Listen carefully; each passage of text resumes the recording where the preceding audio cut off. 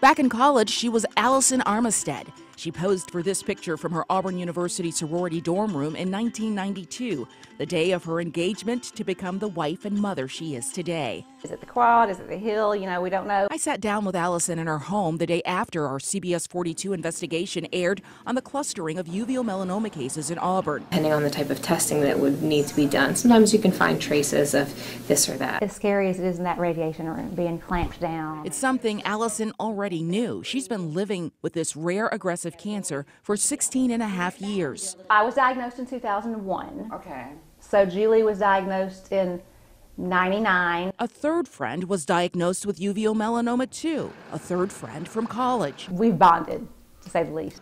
3 women from the same college at the same time with the same rare cancer. Each of us had ours in a different location in our eye. They've created the Auburn Ocular Melanoma Facebook page to help raise awareness and encourage people to have annual dilated eye exams. In my eye, I just was noticing some mild flashes of light for maybe a week, real mild, like as if someone had just taken your picture. And one day, it was on a Saturday, I realized I'd lost a little bit of vision. Allison's retina had become detached. He said, well, it's detached because there's a 10-millimeter melanoma sitting on it.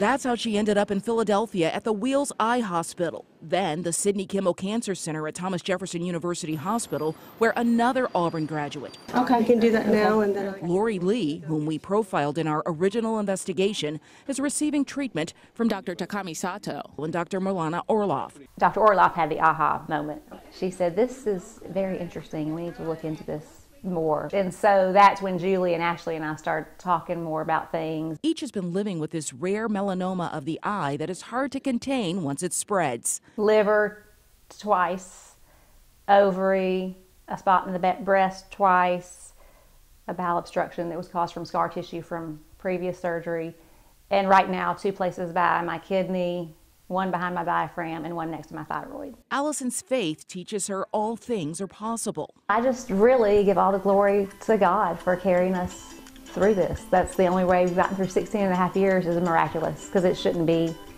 honestly, it shouldn't have gone this way for these things to keep popping up. And they tell me, Dr. Orloff said that I was in less than 1% response rate, so they don't see this often. So it's really nothing but the Lord choosing to continue healing me, and just we have a huge body of prayer that lifts us up, just thousands, and we feel that. Some of those who pray for her do something else. My friends all send me rainbows. My precious friend there, my dad, anytime someone sees a rainbow. So my class painted the rainbow. A big one she has hanging in her home that's filled with color-written prayers and the handprints of children in the class she volunteers for. The rainbow is really interesting. It's God's promise to us of His faithfulness. 3.5 years ago, when her cancer came back, she had been praying for a rainbow. And I told my family, I think we may see a rainbow on the way to the prayer service. So we walked out of where we ate.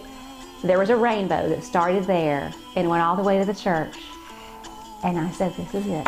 We saw it all together. We'll always remember this. There is a saying within the Auburn family, for those who marvel at the colors of the sky, one we find to be true among this group of women fighting this rare cancer.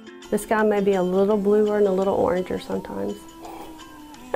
Until a week ago, when Allison started radiation to treat those new cancer spots she mentioned. Pray for a rainbow, didn't see it, but they brought this one over.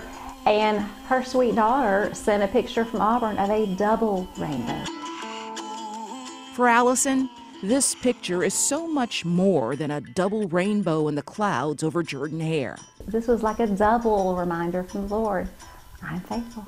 I'm going to continue to carry you through this. So the rainbow's been real symbolic for me. That was just the Lord's faithfulness.